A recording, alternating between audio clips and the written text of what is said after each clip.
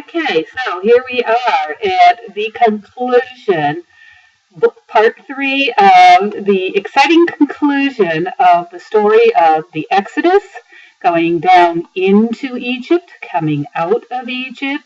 We've seen 6 of the plagues, and now here we are, that we're down to the very end of the tale. First thing that we see is that, let me see, where am I? Get the right beginning. Okay, those are the last 4 plagues. So, yeah, I hope your eyes are doing much better this evening, Audie. We've been concerned about you. Okay, so God sends, this Parsha is called Bo, which means to come. And so we are coming. God is sending Moses, saying, come to Pharaoh and talk to him, because I have hardened his heart, using the word kabod. So God has actually hardened it this time, made it stubborn, weighted it down like stone, instead of strengthening it for the battle ahead. And God is saying that he did this because he will display his, we expect to hear good things from you, Lanny, because we expect, okay, I lost my spot, where am I? Okay, God has kaved Pharaoh's heart so that God could display his signs and miracles among them. And here we have the beginning of a Haggadah, which we will see repeated in chapter 13, verse 8, about you may recount in the hearing of your sons and your sons' sons how I made a mockery of the Egyptians, how I displayed my signs upon them in order for you to know that I am the Lord. So Moses and Aaron did their thing, went back down to see Pharaoh. And again, Pharaoh sent them on their way. The plague of locusts came, ate up everything on the land that the hail had not destroyed. And this time, when Pharaoh sent them on their way, he said, clearly you are bent on mischief. So this time, the locusts come. Right. Yes, Pharaoh's heart was hardened. Pharaoh hardened his own heart, and then God actually hardened it using the verb kaved, which means to weight down and to be heavy like a stone. And so the locusts came. Pharaoh called Moses and Aaron back and said, okay, I'm guilty. I'm going to stand guilty before you. And now God is hardening Pharaoh's heart using chazak, which means to strengthen, to give one another courage. So Pharaoh is being given courage to face the battle ahead. And the next battle that comes is the darkness that could be touched. Now, people could not see one another in this darkness, and for 3 days nobody could get up, nobody could go anywhere, but the Israelites had light.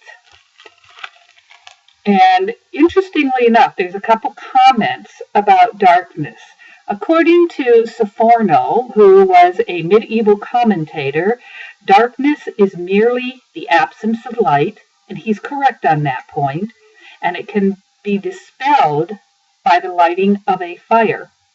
But the darkness that was experienced by Egypt was so thick it could be touched.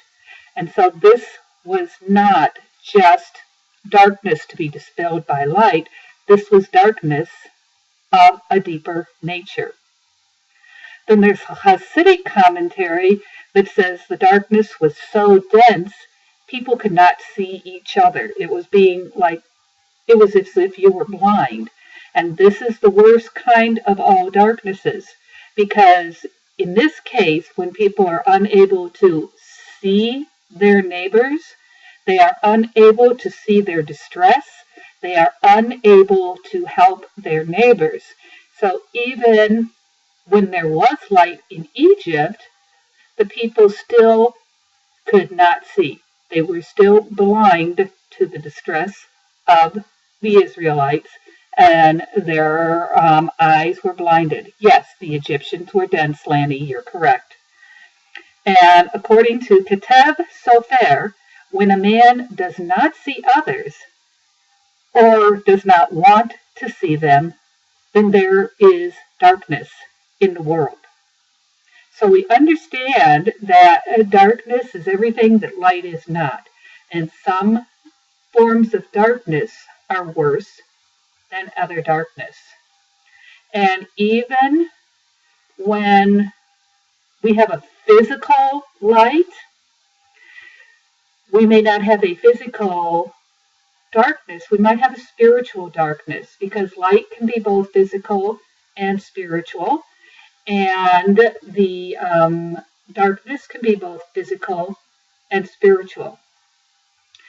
Shlomo says the History Channel tried to explain it scientifically, but they could not explain why the Israelites had light while everyone else had darkness. Excellent. And is it possible that they thought it was from a volcano explosion in Greece? That's potentially possible, but maybe this is a metaphor. Maybe what we're talking about isn't physical darkness so much as it's a spiritual form of darkness. And we know that when we go to Egypt, we descend into Egypt. When we come out, we come back up. We make Aliyah, coming up from Egypt. We go into that place.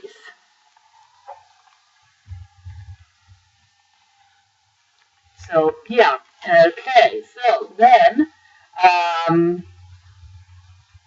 the darkness came, and Pharaoh said, after 3 days, Pharaoh said, okay, fine, that's it. Go worship your God. Take everybody but your flocks and your herds. Your flocks and your herds have to stay behind. And Moses said, no can do. It's an all or nothing deal here. And that we don't know. Okay. Adi says the valley the Hebrews were in was not covered in the cloud of dust. Hills and mountains do that. Were there mountains and hills between the area of Goshen and the area of the Nile where the Egyptians were living? That I don't know. The volcano explained all the plagues on the History Channel. Okay. Yeah, I can see where that could happen, but there have been other volcanoes that have exploded, and I don't think we have seen plagues like this from the other volcanoes. Okay. They found Joseph's ring. Okay, well, let's get back to our story here, because here we are. God is, again, stiffening Pharaoh's heart. God is giving Pharaoh chazak, and this time, he's giving chazak and courage and strengthening to Pharaoh, because here is going to come the last of the plagues. And the first time that we see this plague mentioned is not in this Parsha where we're at in Exodus 10. It's actually back in chapter 5, verse 1. Let me go back to 5 here. Okay, that's 7. Here we are, Exodus 5.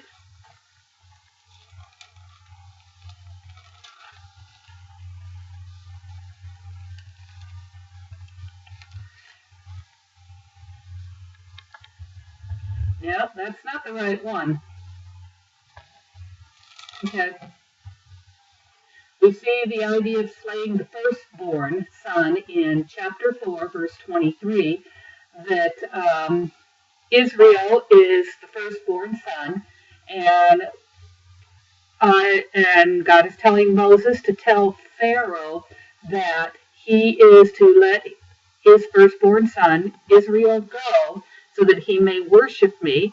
And if Pharaoh refuses to let the firstborn go, then God will slay the firstborn. So we see that back all the way as far as chapter 4. And that's the beginning of that plague. And then here we are again, chapter 10, and now we're going to get the instructions as to how this plague is going to occur. Adi says that Hashem, when he can, uses what is here to do what he needs. Not too many times. There aren't too many times that you don't see him doing just that. That's correct. God uses what God uses. But if God is using what is here, that then, Adi, begs the philosophical question of, can God perform miracles? Because if we define a miracle as something outside of time and beyond time and not of our world, if God is only using what is here, then can we define that as a miracle? Or can we throw this possible scientific explanation out the door and say a miracle is beyond time and it is against the laws of nature? Because what you're saying, Adi, when you're saying that Hashem uses what he can use, that's here, we're saying that God is working with nature, not against nature, but miracles are defined as events that are outside of nature. So then we have a theological, philosophical question there. That's like, well, is God everything then? Can God really create miracles or not? Now, the philosopher Spinoza in the 17th century denied miracles. He denied free will on behalf of the people and said that there is no such thing as free will. And he said miracles do not exist because they are outside of time. And therefore, they are against the laws of nature. And God has created this world to run on its own nature cycle, so therefore miracles can't exist. And yet, everything we're seeing here is, in essence, a miracle. Shlomo says there are things happening that science can't explain, or they try to explain but fail in some detail. And that's true. Science can't explain everything, and Lanny says God created the laws of nature, which is correct. So does that mean that God can bend the laws of nature? Because what we see here with these plagues is really, in essence, a bending of nature. We're seeing water that becomes blood with a mixture of life and death. We see hail that is a mixture of fire and ice in the same thing. Assuming, says Shlomo, if what is happening in the story is really happening. Adi adds, Sarah got knocked up, miracle or nature? It was Abraham's seed, her womb, miracle with nature. And Sarah was 90 years old. We all know that 90-year-old women no longer have the natural ability to have babies. I'm not sure 90-year-old women would want to have babies, but, there's always the exception to the rule. So we go on with our tale, and during that period of darkness, the Israelites went out and they explored their neighbors' homes, the Egyptians' homes, so that they could ask for their valuables when they left Egypt. And now we have some instructions. It's towards midnight that God will move through Egypt, and every firstborn in the land will die. Maybe that's why babies are born wrinkled, says Lanny. Could be. I don't know. And so the firstborn from Pharaoh, all the way down to the firstborn of the slave girl who's behind the millstones, including the firstborn of the cattle. And there will be a cry in the land of Egypt, such as never been and never will be again. And then you will know that God makes distinctions between Egypt on this hand and Israel on this hand. There is a distinction. And then you will let our people go. But God warns Moses that Pharaoh isn't going to listen to him. That Pharaoh's going to be like, go away, leave me alone, don't ever come back and see me again. You come back, this will be the last time you see my face. If you come back, I'm going to kill you, you'll be dead, etc., etc., etc., to quote the King and I. Now, what we look at is, let's take a look at the idea of collective responsibility. When God is saying that all the firstborn of Egypt will die, from the firstborn of Pharaoh up here at the top of the hierarchy, all the way down the line, to the firstborn of the slave woman behind the millstone, isn't the slave woman herself innocent of any wrongdoing against the Israelites? If she's a slave, she can't possibly enslave somebody else. So why is she being punished by God? It makes sense to punish Pharaoh. Pharaoh's the one who's busy enslaving. Pharaoh's the one who thinks he's God and Lord of everything. Pharaoh is the one who refuses to listen. We don't know if the slave woman behind the millstone accepts God for what God is. We don't know if that slave woman is like, yes, I understand this is God. She hasn't killed anybody. She hasn't done anything wrong. And yet her firstborn is to die as well. We have here collective responsibility and collective punishment. Followers, Lanny's comment is, followers of a tyrant have the obligation to revolt, or they're a party to the tyranny. Shlomo adds, the firstborn in Egypt, they say, died from exposure to natural gas because the firstborn son slept close to the floor. But it doesn't really explain the animals if this theory worked all the animals, because all the animals would have died. That's correct, and it says only the firstborn of the cattle died, not the other animals. It's a distinction again.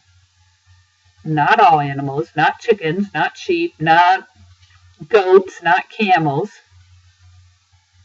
So Adi adds, Hashem was showing Pharaoh that Hashem is actually the true God over everything Pharaoh thought he was. Right, God is showing, he's teaching Pharaoh a lesson here. But why is the slave woman paying the price?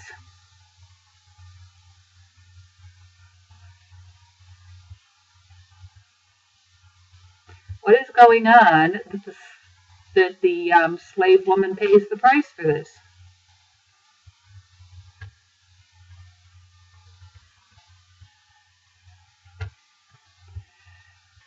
These plagues raise these questions of collective punishment and collective responsibility. All Egypt, Moses begs Pharaoh to free the Israelites. And when Pharaoh says no, all of Egypt is punished again and again, repeatedly. Egypt, all of Egypt is getting punished, not just the guilty, but all Egypt. Sforno comments that the least guilty of the people, like the slave woman behind the millstone and her infant, says the fact that the least guilty were neither in a position to enslave the Israelites nor to free them in order to stop the plagues. They're in no position to do that. Yet they were punished collectively with those who were.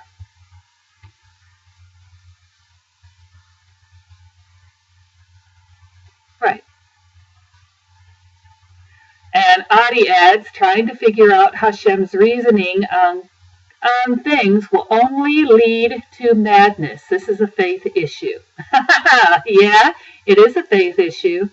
But how do we see collective responsibility? Lanny adds, Pharaoh, like all, quote, leaders, have nothing without milking the fruits of the citizenry. When the citizenry suffers, it hurts the leaders. Yeah. Now, Rashi circumvents these questions.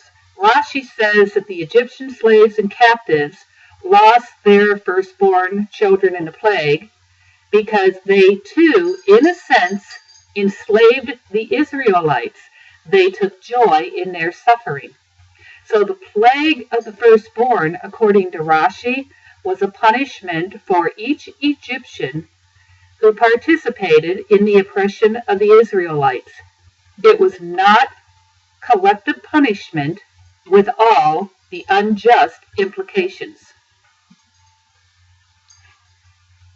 What do you think of Rashi and Sforno here?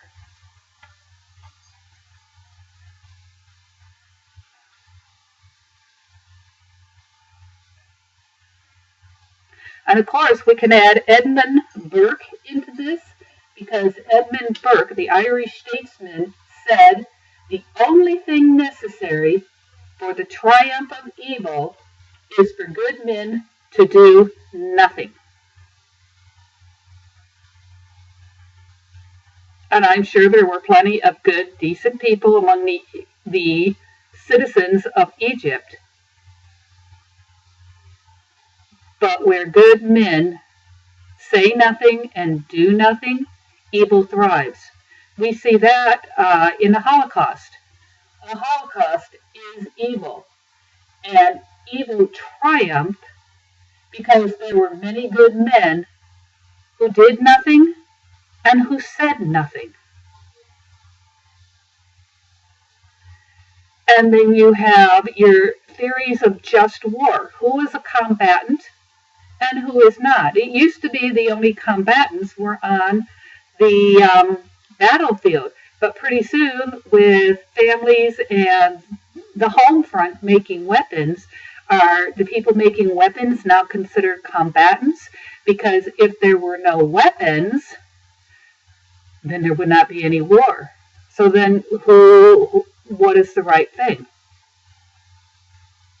And Adi says that it would follow some of the generation's ideals that we see, because the third generation suffers for your wrongdoing.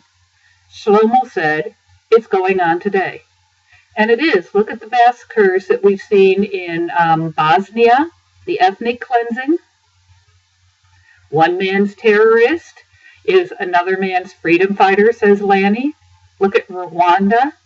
Look at the Irish fighting back against the English. This idea of collective responsibility and collective punishment is something that exists in our world, and it's up to us as a society to decide that right and that wrong, and to work with that idea of collective responsibility and rewards.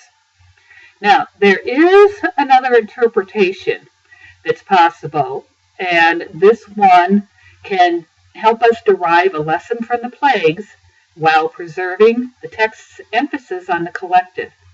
Instead of unjustly targeting the innocent, we could say that this collective punishment teaches us about our collective responsibility to free the oppressed. If we look through this lens, the plagues then can point us to a wider circle of responsibility that goes beyond any one national or ethnic group. Even the Egyptians at the lower echelons of society were held responsible, or they were responsible for the wrongs dealt by the more powerful among them. And even further still, they were held liable for the well-being of the minority in their midst. This collective responsibility extends from each human being to all human beings. And that could inform the reason that we see care for the widow or the orphan.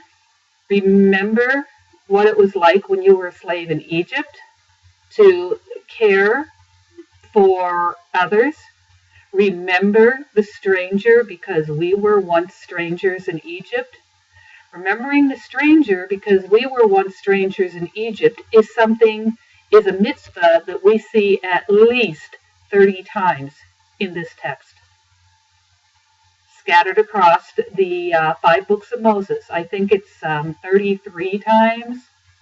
I'm not sure the exact number, but it's at least 30 times that we see this to care for the stranger. So that we are collectively responsible as a people for others. This is why our people, when we have a bride, for instance, we have an orphan girl getting married, and she needs a wedding gown, she needs a dowry, she just needs to be ready for marriage, and she doesn't have a family to do that. We have a collective responsibility to provide for that bride, to find her and get her a dress. Lanny says we were strangers, but we took care of ourselves.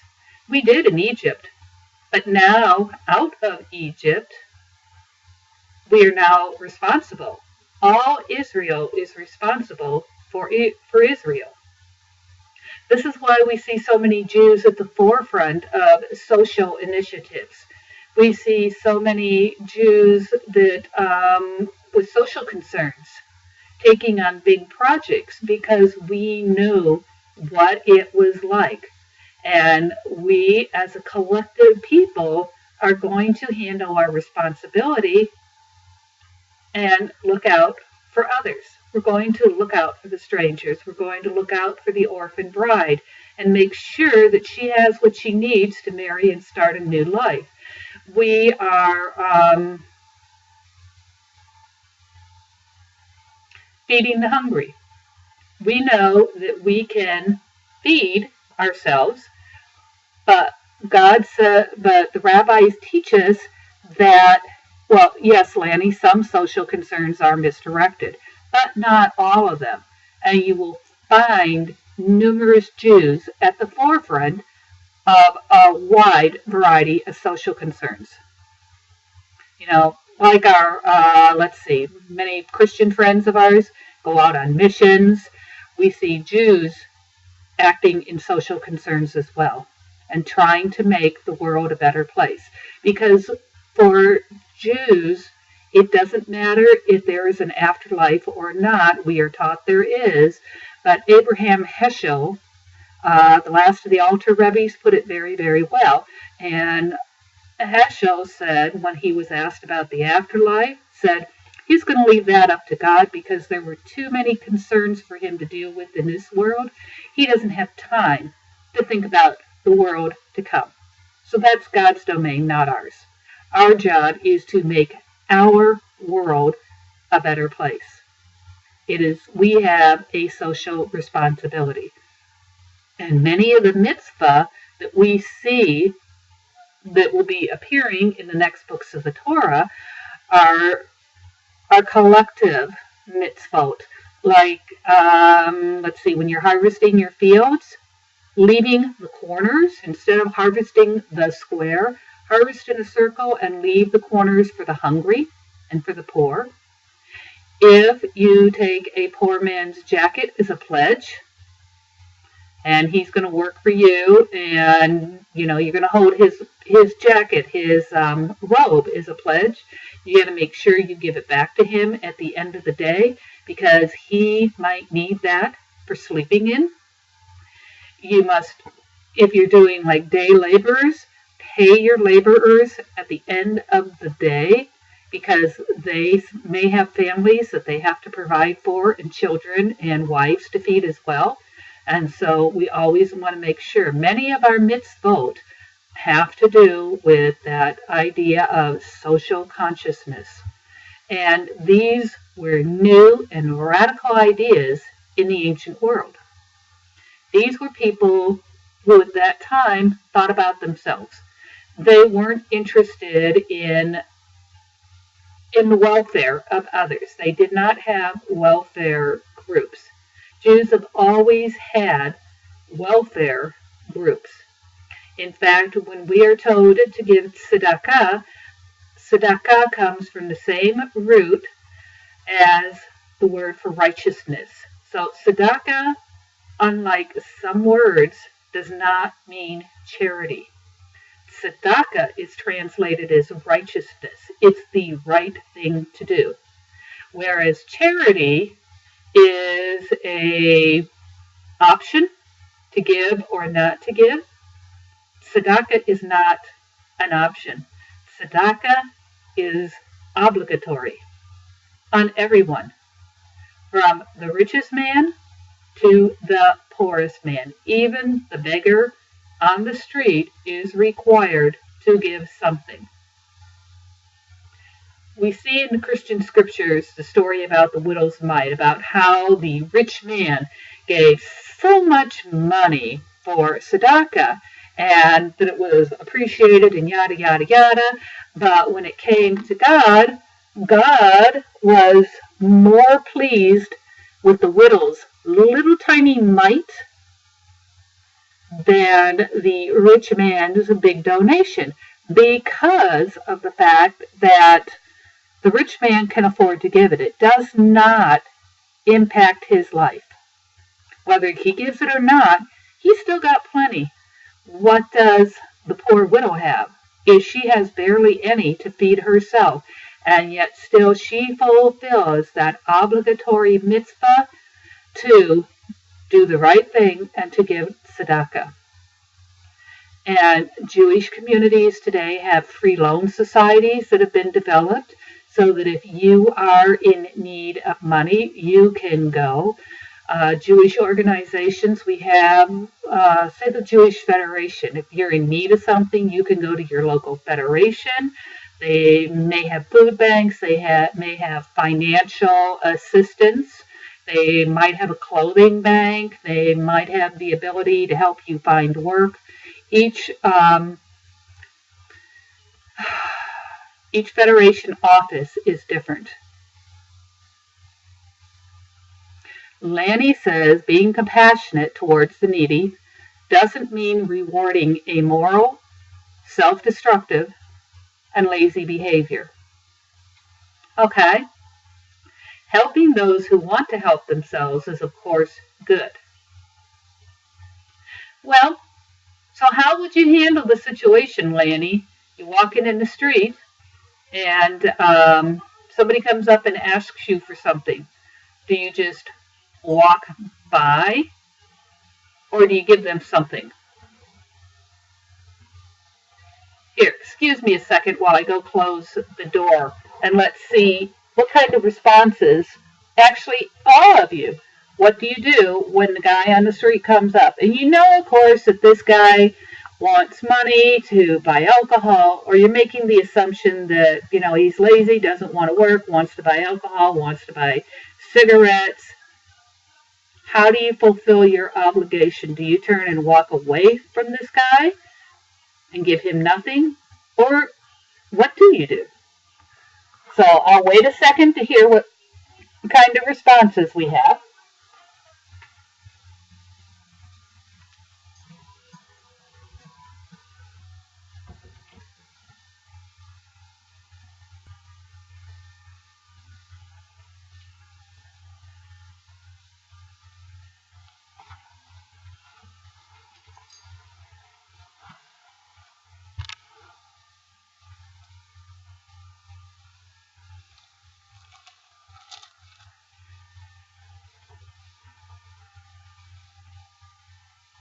Okay, Adi says the highest mitzvah you can do for someone in need is to make them a partner in business. There are 10 levels of this mitzvah. Not recommend letting a meth head be your business partner, though. Okay, Lanny says, I give to soup kitchens, not to people who I've seen for literally years holding cardboard signs begging. Shlomo says, you could buy him a meal instead of money. I've done that because I wasn't sure if I didn't want to contemplate the question of whether they just wanted to buy alcohol or beer or cigarettes or whatever. So I'd sometimes run through a fast food, gotten them a sandwich and something to drink.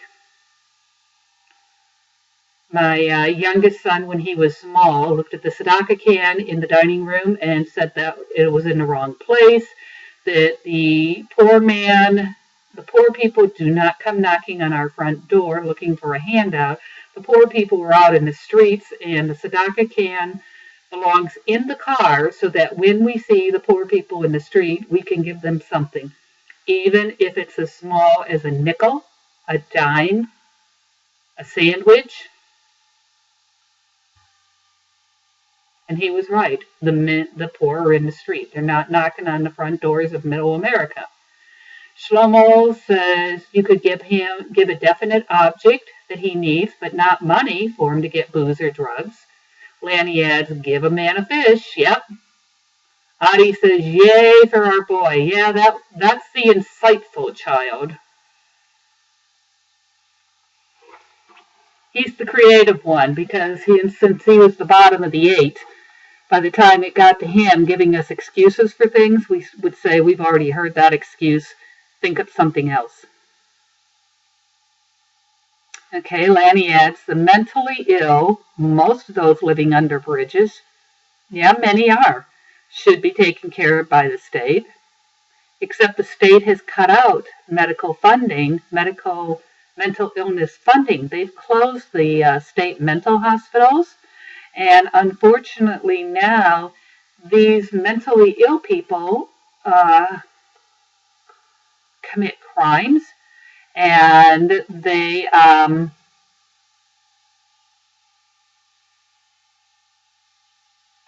end up in the prison system instead.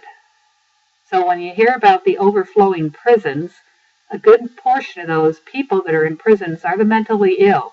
And if we had somewhere else for them to go with, they would not be committing crimes and ending up in the prison system. Adi says, hey, they have mezuzahs for cars. Let's push the can. Yeah, we have a mezuzah in our car. Lanny goes, I agree. The state fails us in this respect and in many others. So what do? If the state is failing us in this respect in helping to take care of the mentally ill in our society, what's our responsibility? We see that Egypt fell down on their responsibility to look out for the stranger. In fact, it was like, hey, we're great. Pharaoh's busy with them. He doesn't have time to mess with us. Pharaoh's putting them to work as his free labor program. Then we don't have to be out there in the hot sun making those bricks and building those cities for him. Let's not say anything. Let's not disturb the status quo. Start a nonprofit. Adi says we can start a nonprofit to handle the situation. Lanny adds in not to feed their drug alcohol addictions, which then begs the question, how do we go about doing that? How do we provide for that? We have free programs to stop drugs. We have free programs to stop alcohol, but we also have the evil among us who push the drugs. They start in the schoolyards, pushing them on small children, which is wrong. But how can we stop them? Now, my idea was to make drugs legal, because once you make them legal and you start taxing them, you get rid of the drug dealers. Because suddenly it's not as profitable once they have to start handing over the taxes to the IRS.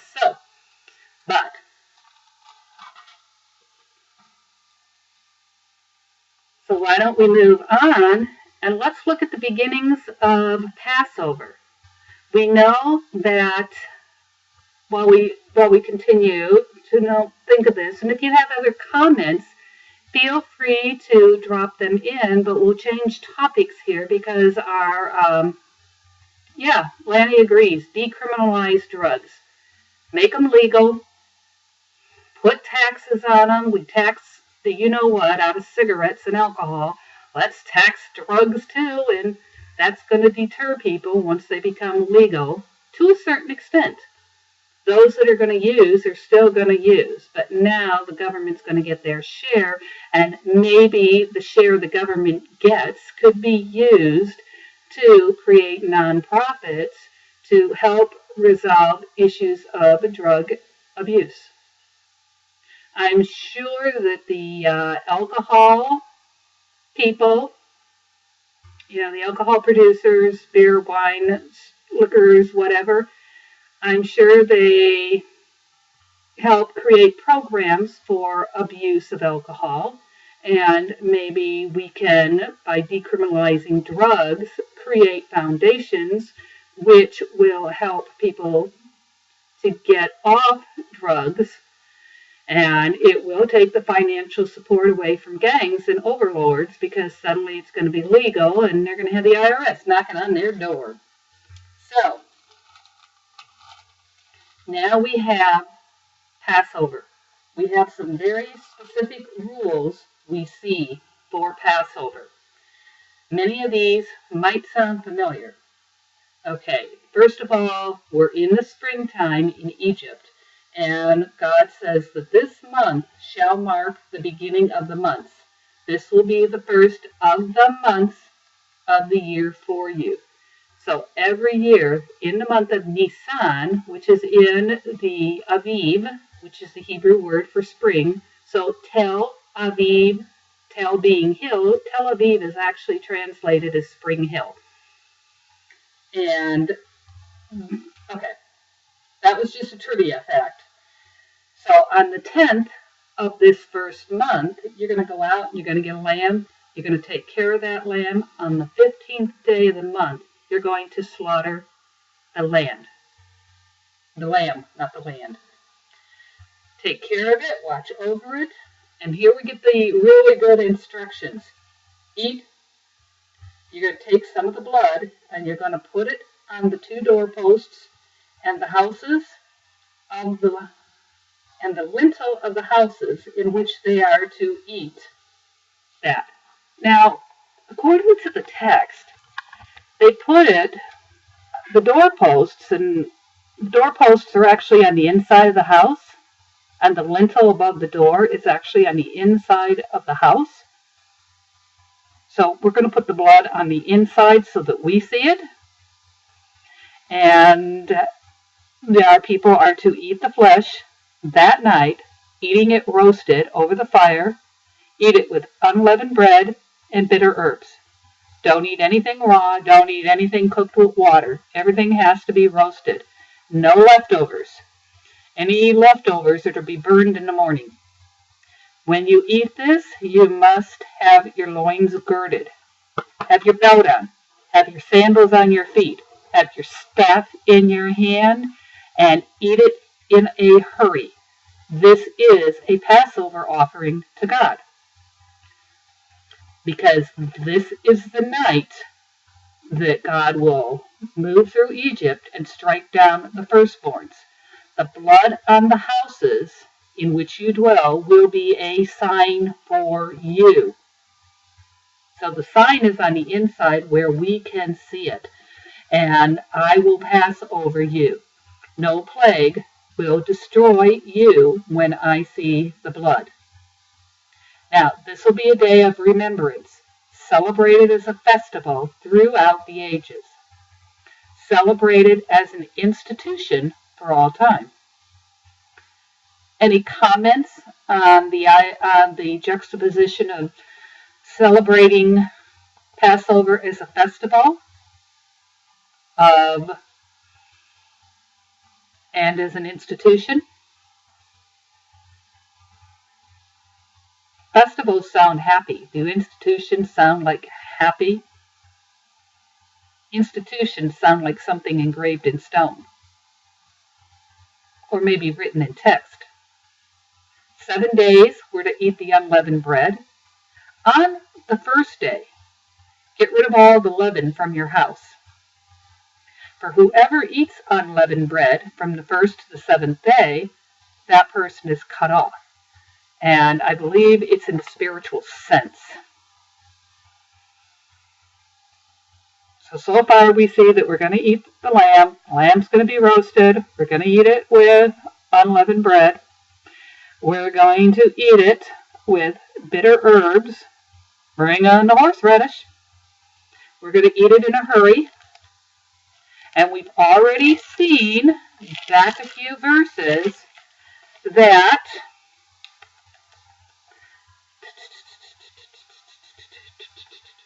where to go? Telling it to your children.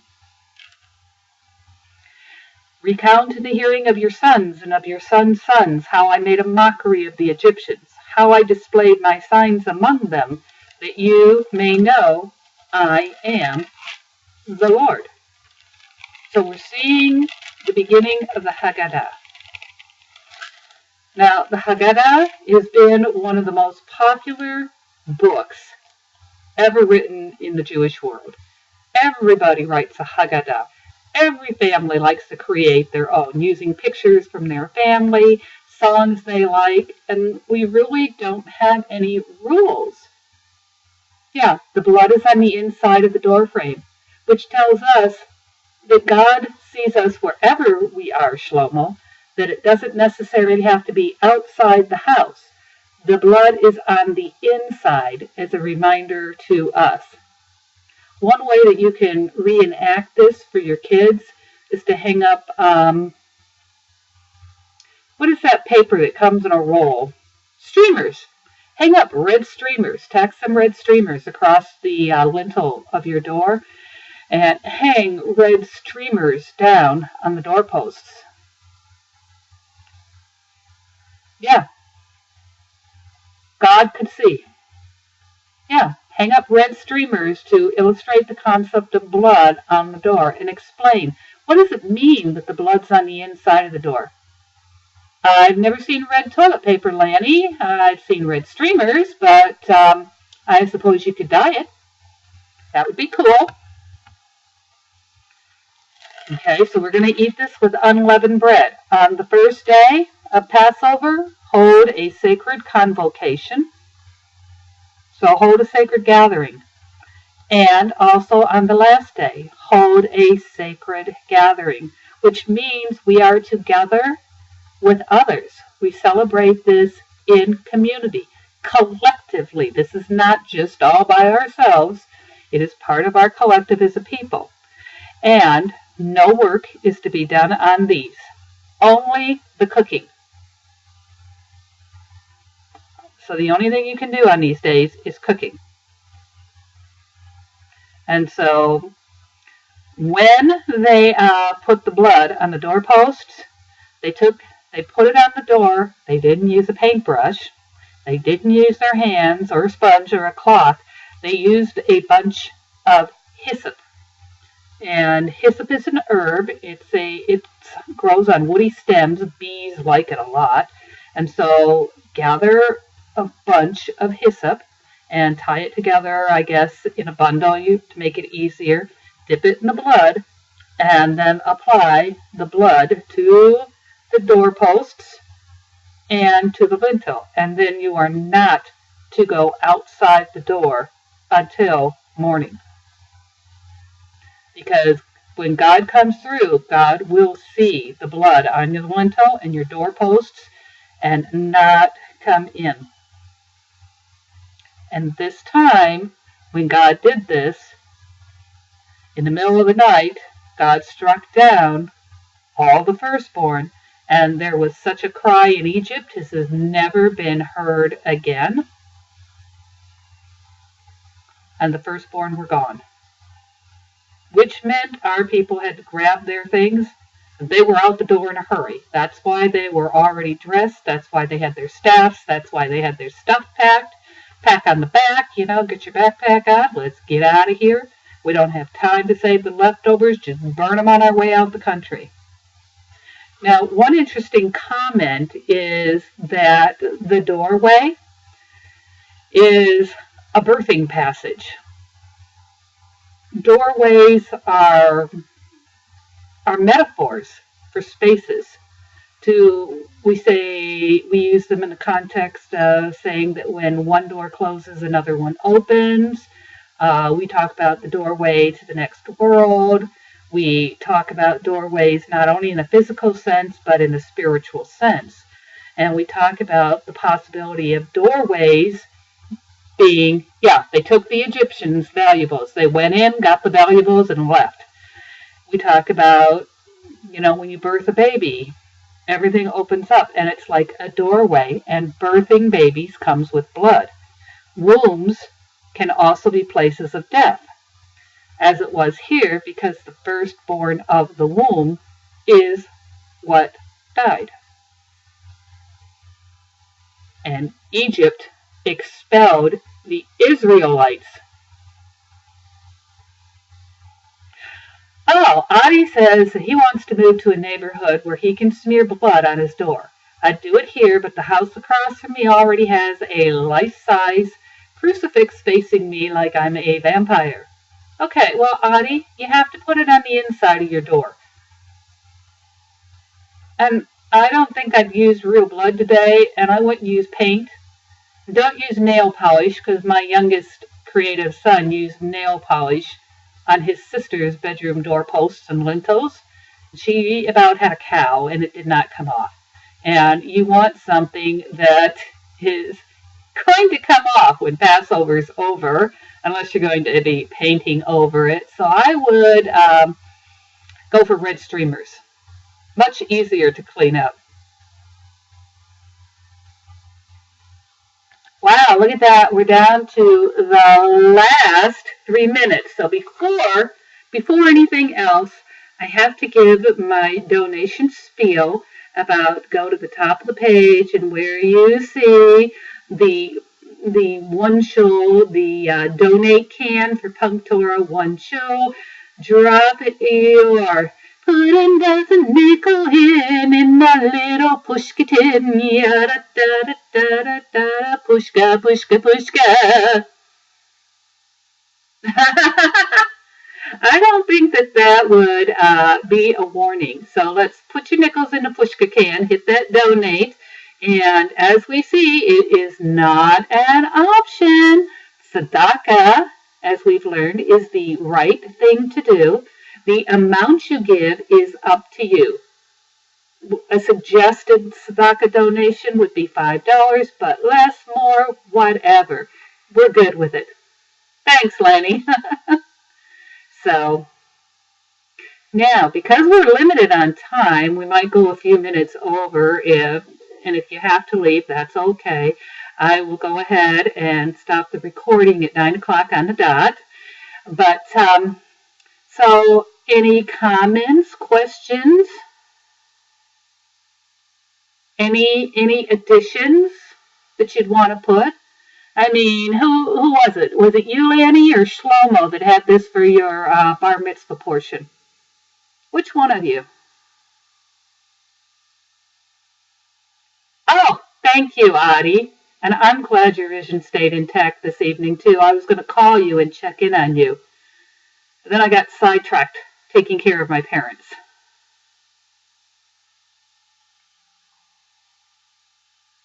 Why not real blood, Adi? Well, real blood stinks. And the real blood implies that you're going to go out in your backyard and kill something. Because it can't be rabbit blood, it can't be squirrel blood, it can't be unkosher blood. It has to be sheep blood. Thank you, Lanny. So, Lanny, since this was your bar mitzvah portion, do you have anything that you want to add that you remember from your bar mitzvah? From your Devar Torah? What you learned all those years ago? Well, I'm not sure how many years ago.